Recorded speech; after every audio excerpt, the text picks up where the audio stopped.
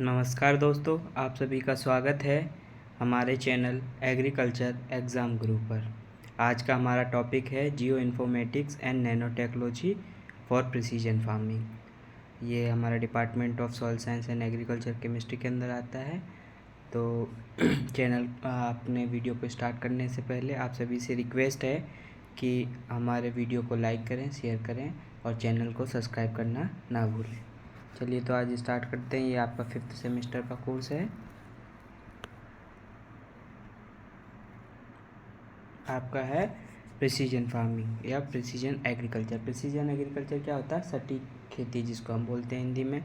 और इसको अलग अलग लोगों ने अलग अलग तरीके से डिफ़ाइन किया है, ठीक है। तो जैसे कि जो हमारे स्टाफर्ड हैं, उन्होंने 1996 में एक डेफिनेशन दी थी। वो है precision farming is the technology which involve the targeting of inputs to arable crop production according to the crop requirement on the localized basis. मतलब सीधा तौर से अगर मैं इस टोटल को प्रिसीजन फार्मिंग को आपको बताऊं तो इसमें ऐसा है कि जो आपके यहाँ पे सराउंडिंग में जो भी लोकल में चीज़ें अवेलेबल हैं, उन चीज़ों का सही तरीके से उपयोग करके और टेक्नोलॉजी का साथ लेना है आपको, है ना। किसी भी प्रिसीजन का मतलब क्या होता है? प्रिसाइज करना। प्रिसाइज मतलब छोटा करना, ठीक है। तो जिस तरीके से हो सके, जहाँ से कोस्ट बच सके, कोस्ट बचाओ। अगर आपका इन्वायरमेंट को हार्म होने से बचा सकते हो, उसको बचाओ। तो जितना छोटा कर सको चीज़ों को, उतना बेटर होता है। तो वही है प्रिसीजन फार्मिंग, ठीक है। ये स्टाफर्ड ने दी थी। दूसरी डेफिनेशन आपकी दी है ये जो पियर्स एंड नोवाक ने 1999 में, ठीक है। तो इन्होंने क्या बताया है कि precision agriculture can be defined as the application of principles and technologies to manage spatial and temporal variability association with all aspects of agriculture production for the purpose of improving crop performance and environmental quality. तो इन्होंने भी वही चीज़ आपको बताने की कोशिश की है कि आप सारी चीज़ों का सदुपयोग करके उनको उस आपकी जो क्रॉप का परफॉर्मेंस है, जो क्रॉप का प्रोडक्शन कितना हो रहा है, उसकी क्वालिटी कैसी है, उसको ध्यान रखना है। और आपका जो इन्वायरमेंट है उसको उसकी क्वालिटी को हमें बरकरार रखना है, ठीक है। तो इन्होंने ये इसमें ऐड कर दिया था।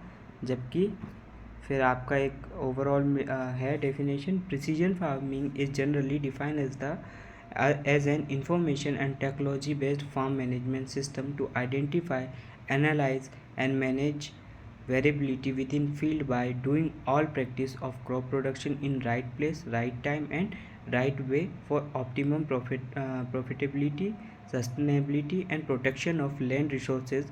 Precision agriculture is a system approach to farming for maximize the effectiveness of crop inputs। तो मतलब यहाँ पे इन्होंने ढंग से इसको और बढ़िया तरीके से डिस्क्राइब किया है। क्या बताया है कि प्रिसीजन फार्मिंग क्या है? जहाँ पे आपको इन्फॉर्मेशन होनी चाहिए, ठीक है।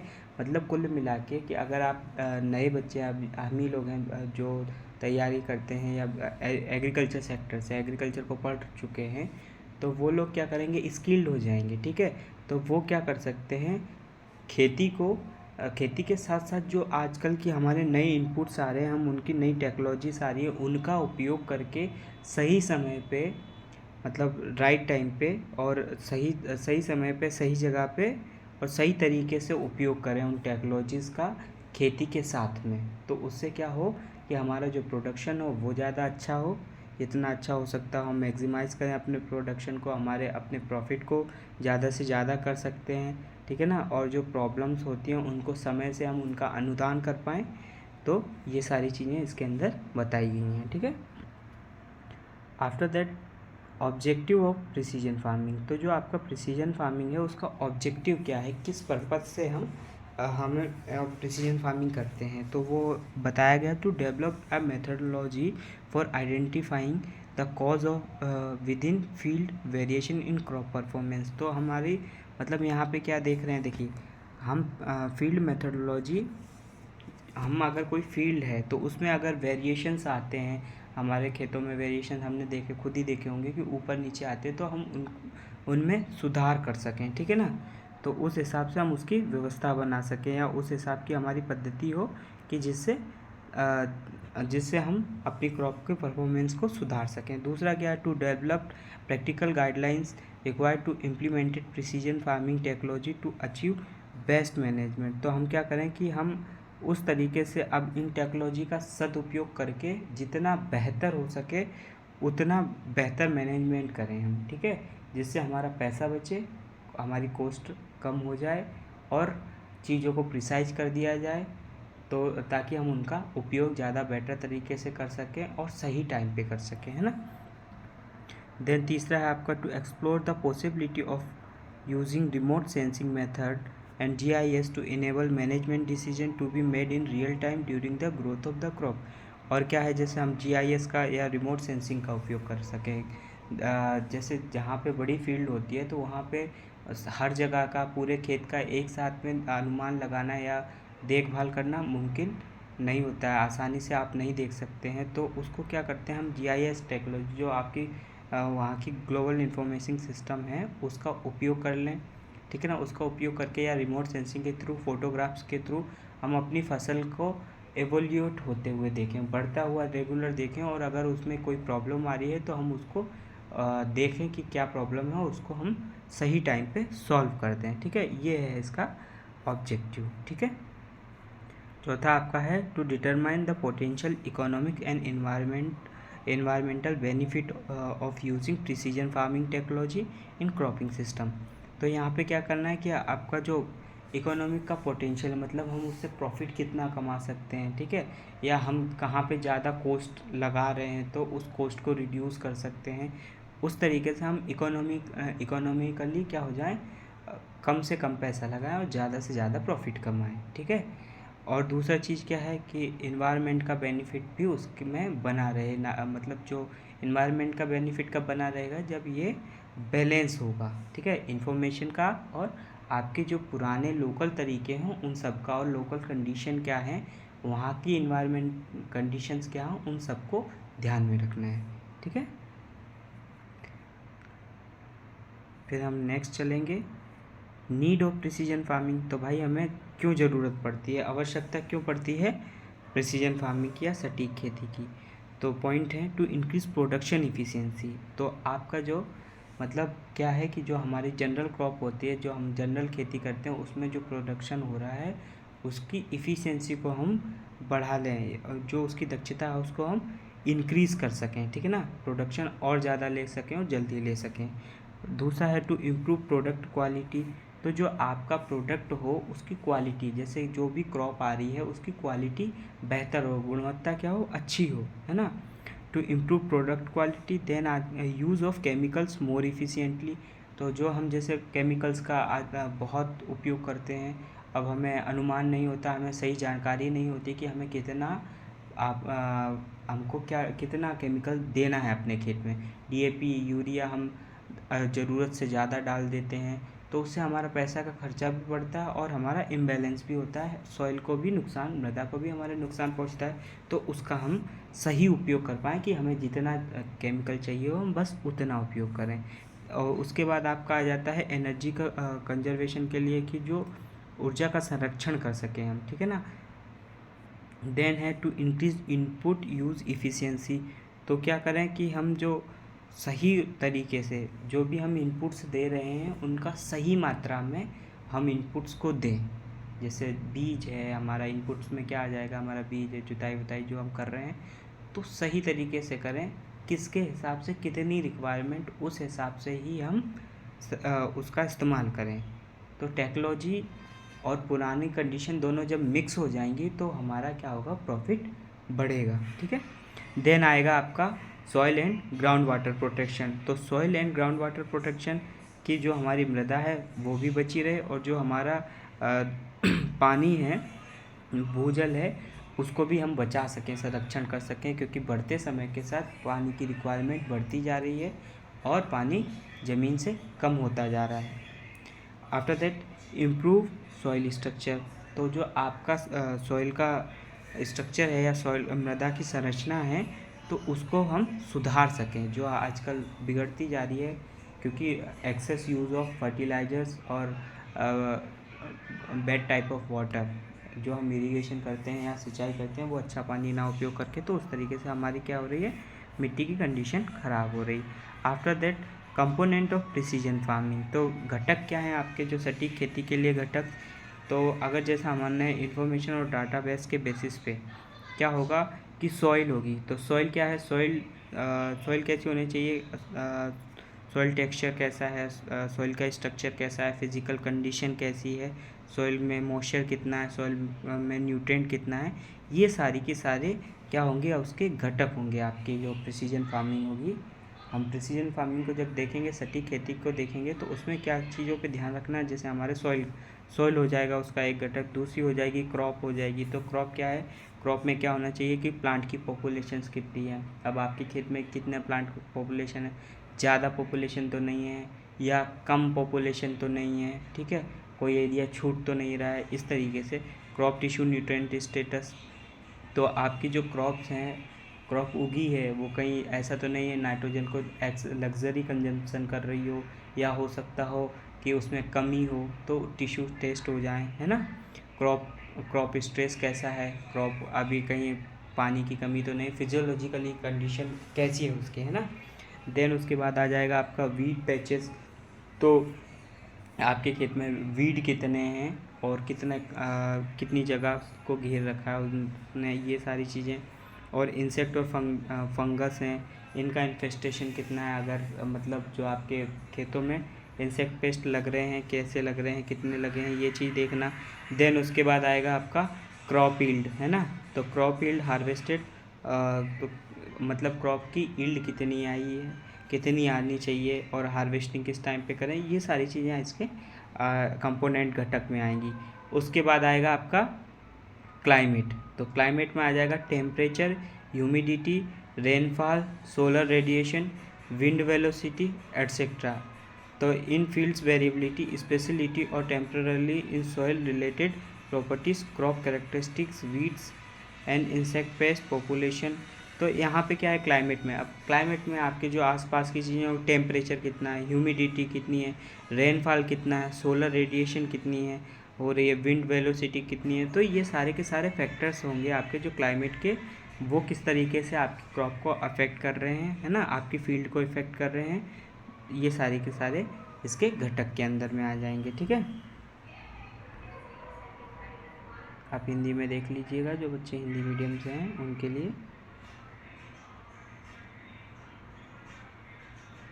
देन बात आती है आपकी प्रिसीजन फार्मिंग में टेक्नोलॉजीज। तो टेक्नोलॉजी क्या होती है भाई, टेक्नोलॉजी बहुत इंपॉर्टेंट रोल प्ले करेगी प्रिसीजन फार्मिंग में। क्यों, क्योंकि हमारी जो पुरानी जिस तरीके से हम अपना एग्रीकल्चर करते आ रहे हैं, उसमें हमें क्या करना है, जोड़ना तो टेक्नोलॉजी है ना, ताकि हम क्या करें, सही उपयोग कर सकें, मोर इफ़िशिएंटली यूज़ कर सकें हर चीज़ों का, ठीक है। तो टेक्नोलॉजीज जैसे including a vast era of tools of hardware, software and equipment, ठीक है। तो जैसे पहला पॉइंट आ जाएगा ग्लोबल पोजीशनिंग सिस्टम। तो क्या होता है, जीपीएस है, रिसीवर्स होते हैं। तो जीपीएस क्या प्रोवाइड करते हैं, पोजीशन।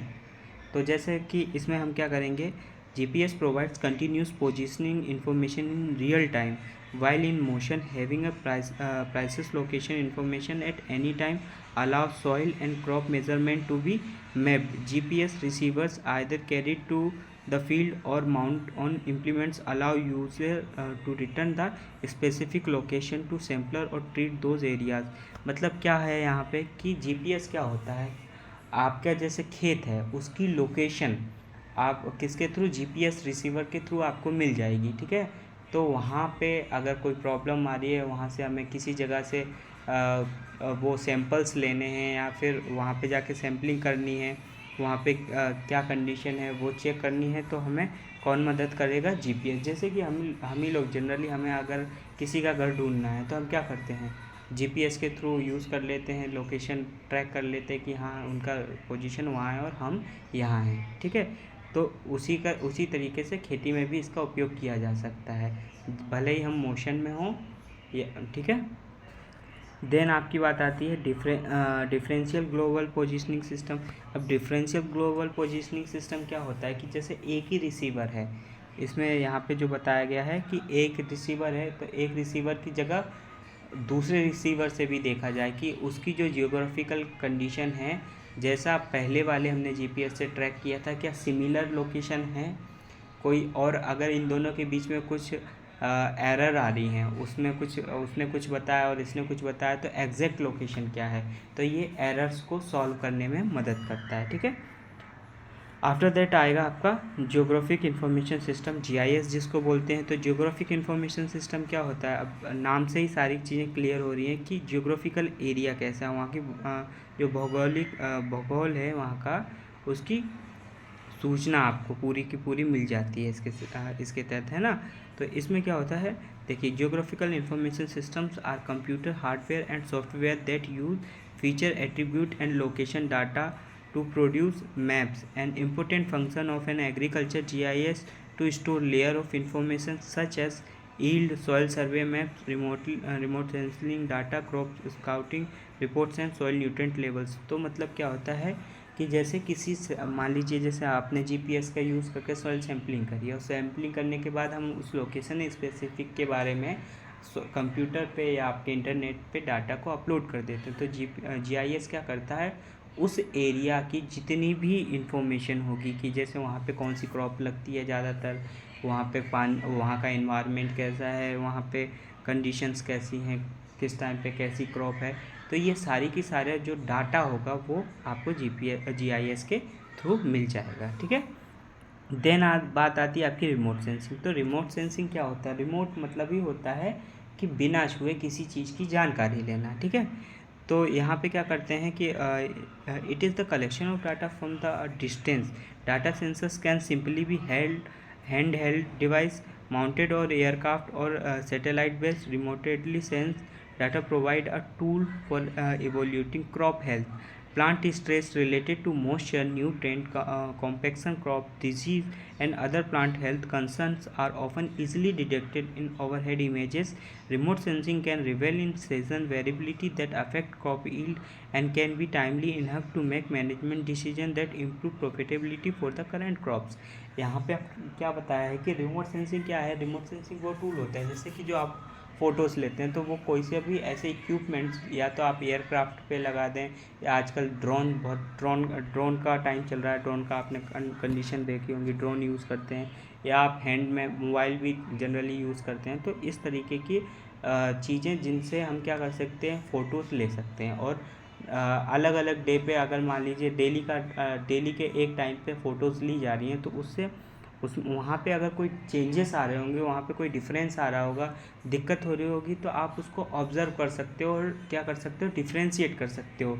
डेली की फ़ोटो से आप चेक कर सकते हो कि इसका एवोल्यूशन कर सकते हो आपकी, भाई इसमें कितना अंतर आ रहा है, अच्छा अंतर आ रहा है, बुरा अंतर आ रहा है, वो सारी चीज़ें आप इसके थ्रू जान सकते हैं। ये जान सकते हैं वहाँ पे मॉइस्चर कितना है, न्यूट्रिएंट कितना है, ये सारी इन्फॉर्मेशन आपको रिमोट सेंसिंग के थ्रू मिल जाएगी। उसके बाद फिर हम चलेंगे आगे कि वेरिएबल रेट एप्लीकेटर। तो वेरिएबल रेट एप्लीकेटर होता है अगला टेक्नोलॉजी इसकी।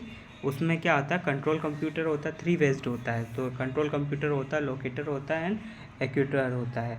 तो इसमें क्या होता है, the application map is loaded into a computer mounted on a variable rate applicator. The computer use the application map and GPS receiver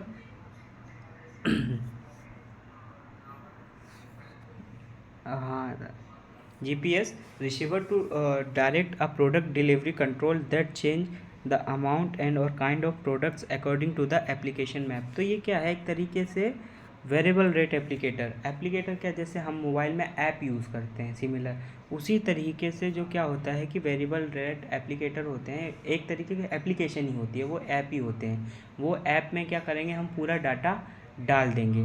ठीक है, पूरा डाटा जब हम उसमें डाल देते हैं, तो उस डाटा की मदद से आप क्या कर सकते हो, चेंजेस कर सकते हो। मतलब उससे हमें जानकारी मिल सकती है कि कब हमको क्या क्या करना है, मैनेजमेंट में ये बहुत काम आएगा। ठीक है, उससे आप लोकेशन पता कर सकते हो, स्पेसिफिक एरिया में क्या चीज़ें ज़्यादा हो रही है, प्रोडक्शन कैसा हो रहा है, और आपको वहाँ का मैप मिल जाएगा, उस पर पूरा अपलोड कर दिया जाता है। ठीक है ना, तो ये एक तरीके की खेत के एप्लीकेशन बहुत सारे आपने अलग अलग आजकल आ भी गए हैं एप्लीकेशंस, तो वो देखे होंगे, है ना। जैसे प्लांटिक्स आपने देखा होगा कि आप प्लांट की फ़ोटो खींच के उसकी जानकारी ले सकते हैं, बीमारियों के बारे में पता कर सकते हैं, वो सारे ऐप इसी के अंदर आते हैं। ठीक है,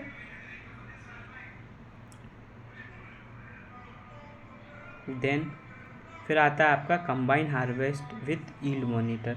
तो कंबाइंड हार्वेस्टर आते हैं, जो हार्वेस्टर आपने देखा है, yield monitor continuously measured and recorded the flow of grain in the clean grain elevator of a combine when linked with the GPS receiver. yield monitor can provide data necessary for yield map. क्या होता है, जैसे आपने harvester देखे होंगे combine, तो जो combines आती है ना, वो क्या करती है, वो आपका जितना भी वहाँ पे कटिंग कर रही है, हार्वेस्ट कर रही है, हार्वेस्टिंग हो रही है, तो हार्वेस्टिंग होने के बाद उसका जो डाटा है वो डायरेक्टली किससे GPS से कनेक्ट कर दिया जाएगा कि वहाँ उस लोकेशन में कितना प्रोडक्शन हुआ है। ये सारी की सारी इन्फॉर्मेशन हमारे उस ऐप को पहुँचा दी जाती है, या फिर रिमोट सेंसिंग के थ्रू हम कहाँ पे पहुँचा देते हैं, उस एप्लीकेटर के पास में, और वहाँ से वो उस चीज़ का डाटा को GIS का, जैसे आपने जो पढ़ा है GIS, तो वहाँ पे इंफॉर्मेशन कहाँ से मिलती है, इसी तरीके से वो उस इंफॉर्मेशन को स्टोर कर लेगा फॉर फर्दर फ्यूचर के लिए। ठीक है, देन अब ये सारी जानकारी ले ली, फिर हम कैसे प्रबंधन कैसे करें या फिर मैनेजमेंट कैसे करें। ठीक है, तो हमें मैनेजमेंट करने के लिए क्या क्या ध्यान रखना पड़ेगा, इन्फॉर्मेशन मैनेजमेंट। तो हमें पहले तो इन्फॉर्मेशन मैनेजमेंट करना पड़ेगा। The adoption of precision agriculture require the joint development of management skills and pertinent information database. A farmer must have clear idea of objective of precision farming and crucial information necessary to make decision effectively. Effective information management requires many more than just keep analyze tool. It's require the entrepreneurial attitude toward education and experimentation. मतलब information management क्या है यहाँ पे, कि सीधी सी बात है, जो भी किसान प्रिसीजन फार्मिंग को या सटीक फार्मिंग को यूज़ करना चाहता है, तो उसको पहले तो क्या, वो एक तरीके से स्किल्ड होना चाहिए, उसको नॉलेज होना चाहिए। ठीक है, और सही चीज़ों का जानकारी होनी चाहिए, उसके पास पूरी इन्फॉर्मेशन होनी चाहिए उस खेत से रिलेटेड, उसका मैप कैसा है, पिछले साल कौन सी क्रॉप हुई थी, क्या क्या दिक्कत आई थी, कौन से टाइम पे पानी दिया था, ये सारी इन्फॉर्मेशन आपको किसान के पास मिल जाती है।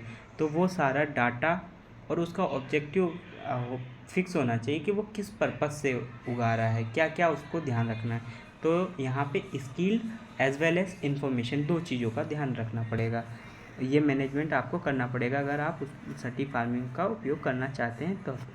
देन क्या दूसरा काम क्या करना पड़ेगा, डिसीजन सपोर्ट सिस्टम होना चाहिए। डिसीजन सपोर्ट सिस्टम क्या हो जाता है, combination of information and technology into a comprehensive and operational system give farmer a decision to treat the field. For this purpose, DSS can develop utilizing GIS, agronomic, economic and environmental software to help farmer manage their fields. तो ये क्या है, decision support system.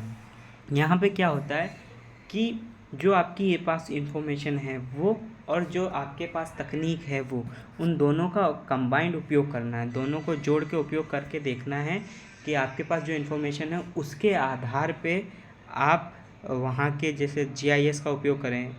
ठीक है, agronomic मतलब वहाँ की agronomical condition क्या है, वहाँ पे कौन कौन सी क्रॉप ज़्यादा उगाई जाती है वो आप देख सकते हैं। वहाँ पे उसका इकोनॉमिकली वो वाइबल है या नहीं है, मतलब कम पैसे लगते हैं और मार्केटिंग कैसी है, ये सारी चीज़, और वहाँ पे इन्वायरमेंटल कंडीशन कैसी है। तो ये सारी चीज़ें देखने के लिए आपको क्या करना है, टेक्नोलॉजी का उपयोग करना है। टेक्नोलॉजी का उपयोग कैसे करेंगे, उसके रिलेटेड जो आपके ऐप्स बने होंगे, तो आप उन ऐप्स के या सॉफ्टवेयर की मदद से आप अपनी फार्मिंग को कर सकते हैं। ठीक है, देन उसके बाद आता है आपका आइडेंटिफाइंग, ये देख लेना बच्चों,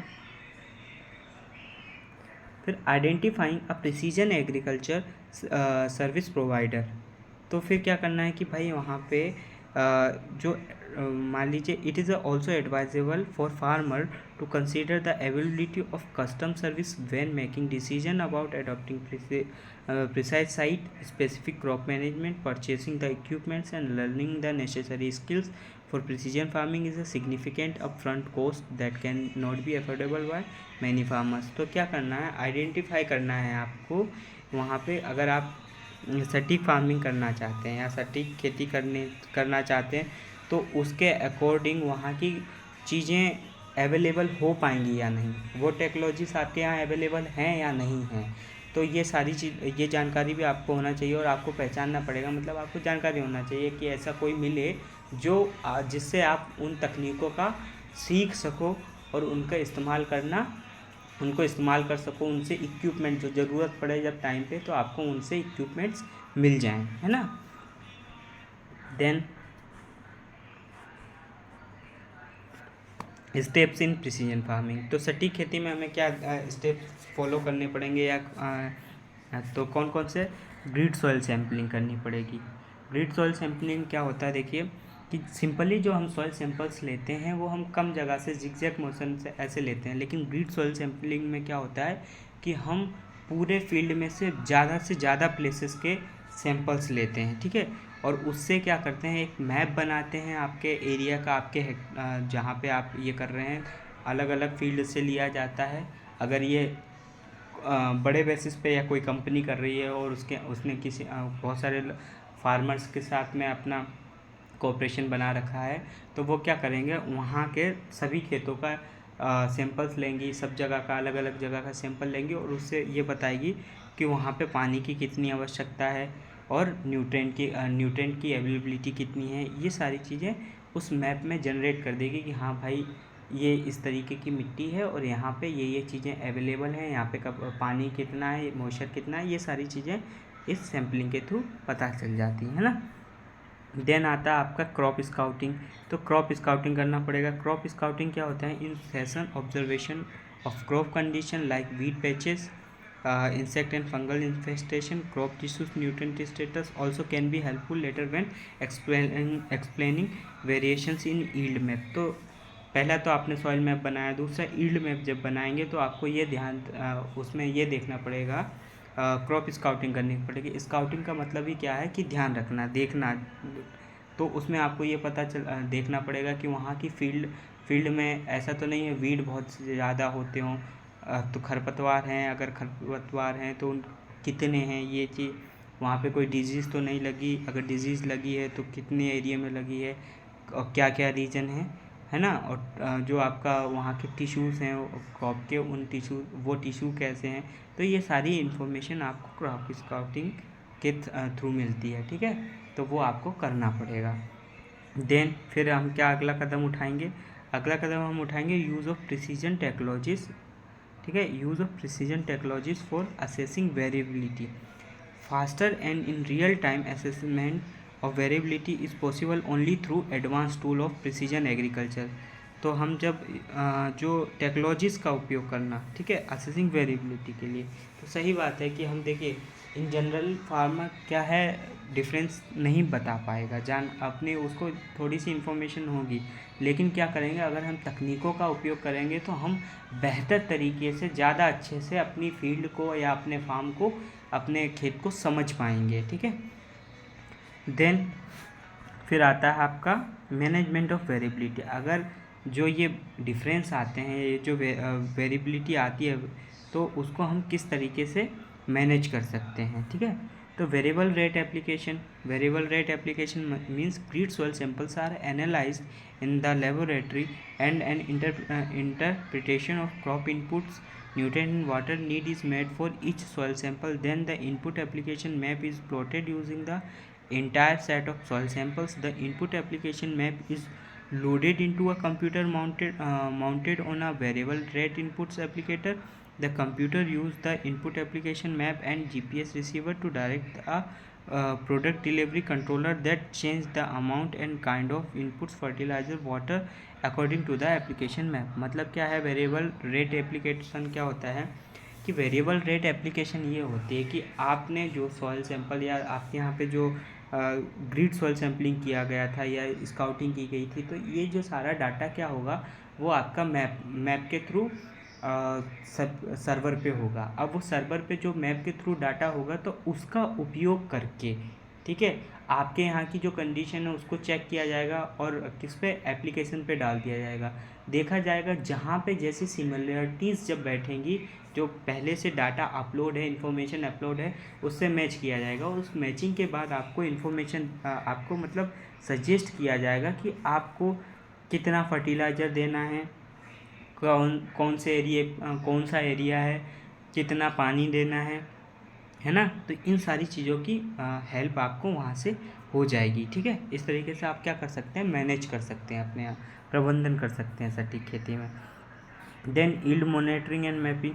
तो यील्ड मॉनिटरिंग एंड मैपिंग भी same as a post harvest वाला जो हमने हार्वेस्टिंग वाली चीज़ पढ़ी थी, सिमिलर उसी तरीके का है। तो yield measurement are essential for making sound management decision. However soil, landscape and other environmental factors should also be weighed when interpreting a yield maps. Used properly, yield information provides important feedback in determining the effect of managed inputs such as fertilizer amendment, seed, pesticides, cultural practices including tillage and irrigation. Since yield measurement from a single year may be heavily influenced by weather, it is always advisable to examine yield data of several years, including data from extreme weather years. The help in pinpoint whether the observed yield are due to management or climate including. तो क्या बात हो रही है यहाँ पे yield monitoring में? yield monitoring में हमारी जो बात हो रही है, yield monitoring में आपको बताने की कोशिश की है कि अगर आप एक साल का डाटा ना देखें, yield monitoring के अकॉर्डिंग क्या करें कि आप एक साल का डाटा ना देखें कि वहाँ पे कितना प्रोडक्शन हुआ है, आप 3-4-5 साल का डाटा उठा के देखें। और वहाँ क्योंकि एक साल का डाटा मान लीजिए आपने देखा और वहाँ पे बहुत हैवी फोरकास्टिंग हो गई या फिर बरसात ज़्यादा हो गई, सूखा पड़ गया, तो क्या होगा, उससे आप यील्ड को अगर मापेंगे तो वो तो गलत हो जाएगा। तो इसलिए 4-5 साल का डाटा जब देखें और उसका एवरेज देखें कि वो एवरेज कैसा पड़ रहा है, उस हिसाब से आप क्या करें, अपने यहाँ की कंडीशन को मैनेज करें, ठीक है। आप अपने फार्म पे उस हिसाब से क्रॉप्स को लगाएं और उस चीज़ को एडॉप्ट करें, ठीक है, प्रिसीजन फार्मिंग को एडॉप्ट करें, ठीक है। आफ्टर दैट आएगा क्वांटिफाइंग ऑन फार्म वेरिएबिलिटी। अब क्वांटिफाइंग ऑन फार्म वेरिएबिलिटी की बात होगी तो every farmer present a unique management puzzle. Not all the tools desired above will help to determine the causes of variability in a field, and it would be cost prohibitive implemented all the immediately. An incremental approach is wise strategy, using one or two of the tools at a time and carefully evaluating the result and the proceeding further. मतलब वही quantifying of farmer variability क्या है, तो जो खेत है, ऐसा है कि भाई आपका खेत अलग है और दूसरे का खेत अलग है, तो सबके खेत अलग अलग होंगे। तो वही बताना चाहते हैं कि ध्यान रखना है हमको क्या, कि हमारा खेत कैसा है, उसकी कंडीशंस कैसी हैं, उसके हिसाब से हम टूल्स और टेक्निक्स का उपयोग करें, ना कि हम पड़ोसी का खेत देख के कर रहे हैं कि भाई उसने ऐसा ऐसा कर दिया तो हम भी वही सेम कर रहे हैं। हो सकता है आपके यहाँ की कंडीशन अलग है, उसके खेत की कंडीशन अलग है, तो उन कंडीशनों को सभी को ध्यान में रखते हुए आप अपने जो भी चीज़ें यूज़ कर रहे हैं उनका, या प्रिसीजन फार्मिंग का यूज़ कर रहे हैं, तो उसका सही उपयोग कर पाएंगे, ठीक है। फिर आती है फ्लेक्सिबिलिटी। फ्लेक्सिबिलिटी क्या होता है, भाई फ्लेक्सिबल कितने हैं। All farmers can be manage precisely. Small scale farmers often have highly detailed knowledge of their lands based on a personal observation and could already be modifying their management accordingly. Appropriate technologies here might take this task easier or more efficient. Larger farmers may find the more advanced technology necessary to collect analyse data for better management decision. मतलब क्या है कि देखिए, जो छोटे farmer होते हैं, अब भाई जिसके पास कम एरिया है तो वो अपनी फील्ड को ज़्यादा अच्छे तरीके से ऑब्जर्व करता है। क्यों? क्योंकि उसके पास छोटा है, वो उसको हर जगह से जाके देखता रहता है, ध्यान रख सकता है। जिसके पास बहुत ज़मीन है तो वो सारी ज़मीनों को एक साथ ऑब्जर्व नहीं कर सकता, इसलिए उसको क्या चाहिए रहती हैं, एडवांस टेक्निक्स चाहिए रहती हैं, ठीक है। उसकी इन्फॉर्मेशन सिस्टम थोड़ा लूज़ होगा, ठीक है। जबकि स्मॉल फार्मर होगा वो ज़्यादा बेटर से अपने एरिया के बारे में बता पाएगा। तो ये फ्लेक्सिबिलिटी होनी चाहिए, मतलब जो बड़ा फार्मर है उसके पास भी प्रॉपर नॉलेज हो, प्रॉपर उसको जानकारी हो जाए, तो वो क्या करेगा, उन तकनीकों का उपयोग करेगा, ठीक है, और उन तकनीकों से अपनी सही जानकारी इकट्ठी करेगा। Then evolution of precision farming. तो जो आपका सटीक खेती है उसको मूल्यांकन किस तरीके से किया जाता है, ठीक है। तो इकोनॉमिकल एनालिसिस देखना है, whether it is cost effective और नॉट। मतलब क्या है कि अगर आप देखिए, आप प्रिसीजन फार्मिंग को अप्लाई कर रहे हैं अपने यहाँ पे, अपने लोकल कंडीशन में, तो ये देखिए वो इकोनॉमिकल है या नहीं। मतलब आप टूल ला रहे हैं, अब आपका खेत 1 हेक्टेयर, आप ट्रैक्टर लेके आ रहे हैं उस 1 हेक्टेयर के लिए, तो ये तो आपका नुकसानदायक है। तो क्या ध्यान रखना है कि हमें वो चीज़ें वो हमारे लिए फ़ायदेमंद है या नहीं है, इकोनॉमिकल वाइबल है या नहीं है। इन्वायरमेंटल असेसमेंट, तो इन्वायरमेंट ये देखना है कि जो आप तकनीक का उपयोग कर रहे हैं वो आपके यहाँ की जो लोकल कंडीशंस है, इन्वायरमेंट है, उसको उसके लायक है या नहीं है, वो फ़ायदेमंद है या नुकसानदायक है, तो उस हिसाब से ही आपको करना है। Then rate of TOT, transfer of technology, तो मतलब जो आपके यहाँ पे आप TOT क्या है, ट्रांसफ़र ऑफ टेक्नोलॉजीज है, डू फॉर्म एडोप्टेड्स रैपिडली। तो जो आपका खेत है, जो तकनीक है, जिसने जैसे बता दी, उन्होंने बोल दिया कि नैनो यूरिया का उपयोग कीजिए। अब नैनो यूरिया आपके खेत में उतनी इफ़ेक्टिव हो रही है या नहीं हो रही है, ये आपको पता करना है, ठीक है, ये आपको ध्यान रखना है। नहीं तो क्या होगा, वो आपने टेक्नोलॉजी तो ले ली, अडॉप्ट तो कर ली, लेकिन आपको उपयोग करना नहीं आता, या आप गलत समय पर उपयोग कर रहे हो, आपको उसकी इन्फॉर्मेशन नहीं है प्रॉपर, या आपका फार्म उस हिसाब से आपको मतलब उतना रिजल्ट नहीं दे रहा है, तो वो चीज़ें सारी आपको ध्यान रखनी पड़ेंगी। Then scope of precision farming in India, तो प्रिसीजन फार्मिंग का स्कोप क्या है हमारे इंडिया के अंदर। The concept of precision farming is not new for India. Farmer try their best to do things for getting maximum possible yield with information and technologies available them, but unless and until total information about his field and advanced technologies are available, they cannot do precision farming in perfect sense। मतलब क्या है कि देखिए, precision farming जो India में कोई नई term तो नहीं है, लेकिन इसका होता है, जो भी फार्मर होता है वो ट्राई करता है, अभी ट्राई कर ही रहा है कि ज़्यादा से ज़्यादा अच्छे तकनीकों का उपयोग करे, कम मेहनत करनी पड़े। इंडिया में जो सिंपली बात ये है कि कम मेहनत करना चाहते हैं लोग, तो कम मेहनत करें, तो उसके लिए वो तकनीकों का उपयोग करना चाहते हैं, तो वो तकनीकों का उपयोग ढंग से करें, जितना हो सके वो कोशिश करते हैं कि करें, ठीक है।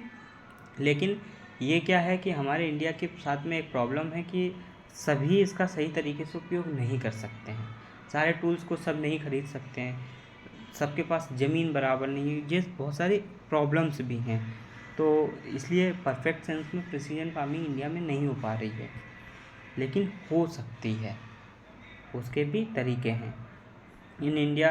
देखिए, जैसे मैंने आपको बताया कि जो 58% लोग हैं आपके इंडिया में, उनके पास 1 हेक्टेयर से कम लैंड है, तो वो इन टेक्नोलॉजीज़ को एकदम कैसे यूज़ कर पाएंगे, उनके पास इतना इकोनॉमिकली वो इकोनॉमिक ही उनकी अच्छी नहीं होगी जो इन चीज़ों का या सटीक फार्मिंग का उपयोग कर पाएँ। देन जैसे राजस्थान, पंजाब और हरियाणा, गुजरात, ये कुछ 20% एरिया है जहाँ पर थोड़ी सी 4 हेक्टेयर के आसपास लगभग लोगों के पास ज़मीन है ऑन एवरेज, तो यहाँ पे ये चीज़ें पॉसिबल हो सकती हैं। फिर ये चीज़ सबसे ज़्यादा पॉसिबल सटीक खेती कहाँ पे हो सकती है, या प्रिसीजन फार्मिंग सबसे ज़्यादा हेल्पफुल मतलब कहाँ पे हो सकती है, तो when continuous field with the same crop are consider, it is possible to obtain field of over 15 hectare extra in which similar crop management are followed. Such fields can be considered for the purpose of initiating implementation of precision farming. Similar implementation can also be carried out on the same state farmers। तो मतलब क्या है कि अगर आपके पास लगभग 15 hectare ज़मीन है, या लगे आप पास में ही 15 हेक्टेयर ज़मीन ऐसी है जहाँ पे सेम क्रॉप लगाई गई है, सेम चीज़ें हैं, तो वहाँ पर प्रिसीजन फार्मिंग हो सकती है।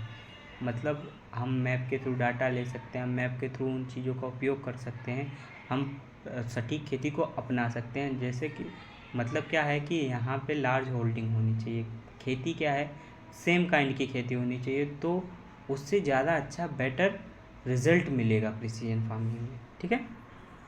After that there is a scope in implementation precision agriculture for crop like rice, wheat, especially in the state of Punjab and Haryana. Commercially as well as horticultural crops also show a wide scope of precision agriculture in the cooperative farm. Nearly 2/3 arable lands in India is rainfed. The crop yield are very low, 1 ton per hectare, and very good potential exists for increasing productivity of rainfed cropping system। मतलब क्या बताया कि जैसे हमारा जो पंजाब और हरियाणा है, यहाँ पे हमारे यहाँ पे एरेबल क्रॉप ज़्यादा होती है। जैसे कि एरेबल क्रॉप्स कौन सी होती हैं आपके, राइस है, वीट है, है ना, मेज़ है एट्सेट्रा, तो ये ज़्यादा हो सकती है। तो कमर्शियली बेसिस पे अगर देखा जाए तो हम इनके अलावा हॉर्टिकल्चर क्रॉप्स जैसे सब्जियाँ वब्जियाँ या फल फ्रूट इनका भी बहुत उपयोग करते हैं, ठीक है। तो उनमें भी हम क्या कर सकते हैं, प्रिसीजन सटीक फार्मिंग का उपयोग कर सकते हैं। प्रिसीजन फार्मिंग का उपयोग हम कर सकते हैं। और देखा जाता है कि हमारे यहाँ पे जनरली क्या है ना कि रेन फेड कंडीशन होती है मैक्सिमम एरिया में, तो रेन फेड कंडीशन में प्रोडक्शन क्या हो रहा है, कम हो रहा है। तो अगर हम सटीक फार्मिंग का उपयोग करेंगे तो प्रोडक्शन बढ़ सकता है, ठीक है। प्रोडक्शन क्या हो जाएगा, बढ़ने की टेंडेंसी है, पोटेंशियल क्षमता है हमारे खेतों में कि हाँ उसका प्रोडक्शन बढ़ सकता है अगर हम सदुपयोग और सही टाइम पे सही जगह पे सही चीज़ का उपयोग करेंगे तो, ठीक है। देन एडवांटेज क्या है भाई साहब आपके प्रिसीजन फार्मिंग के। अब अगर लाभ की बात कर देंगे तो ओवरऑल यील्ड इंक्रीज होती है, कि अगर हम सटीक फार्मिंग का उपयोग करेंगे तो हमारी जो यील्ड है उसमें उसका प्रोडक्शन ओवरऑल यील्ड जो मतलब कुल मिला के जो यील्ड आएगी वो फ़ायदेमंद हो सकती है, ज़्यादा हो सकती है और होती है, ठीक है।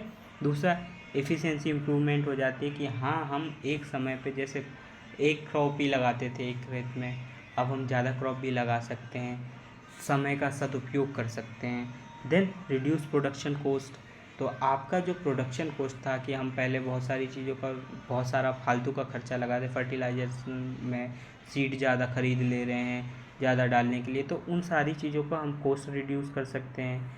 कितने बार खेती टिलेज कर रहे हैं, ये सारी चीज़ें हम कॉस्ट कहीं ना कहीं धीरे थोड़ा कम कर सकते हैं, है ना, पैसा बचा सकते हैं। Better decision making in agriculture management, तो हम अपना जो मैनेजमेंट है खेत का मैनेज करने के प्रबंधन के लिए हम बहुत अच्छा उपयोग कर सकते हैं। इसको यूज़ करके हम क्या कर सकते हैं, अपने खेत को सही तरीके से सही टाइम पे और सही क्रॉपें लगा सकते हैं जिससे हम ज़्यादा मुनाफा कमा सकते हैं। और जो फिर रिड्यूस इन्वायरमेंटल इम्पैक्ट हैं, तो आपके जो इसके कारण इन्वायरमेंटल जो इम्पैक्ट पड़ रहे हैं, बुरा प्रभाव पड़ रहा है, हम लगातार एक ही तरीके की क्रॉप्स कर रहे हैं या जो ऐसी क्रॉपें कुछ उगा रहे हैं जो क्या हार्मफुल हैं, तो हम इन्वायरमेंट को भी बचा सकते हैं। जैसे कि आप सभी को पता होगा राइस बहुत प्रॉब्लम क्रिएट करती है, ठीक है। राइस क्रॉप इन्वायरमेंट के लिए हेल्दी नहीं होती है। फिर accumulation of farmer knowledge for better management with time, और क्या कर सकते हैं भाई, समय के हिसाब से हम कदम से कदम मिला के टेक्नोलॉजी से कदम मिला के चलें। जैसे कि इज़राइल इस चीज़ में ना सबसे अच्छा एग्जाम्पल है, ठीक है। इज़राइल की ज़मीन कम है लेकिन टेक्नोलॉजी के आधार पे वो अपने यहाँ के लोगों को सबको भरपूर खाना दे पाता है। हमारे पास ज़मीन ज़्यादा है लेकिन फिर भी हम प्रोडक्शन उतना अच्छा नहीं कर पा रहे हैं। अगर हम तकनीकों का उपयोग करेंगे तो फ्यूचर हमारा अच्छा होगा, है ना। देन भाई हिंदी में देख लेना बच्चों।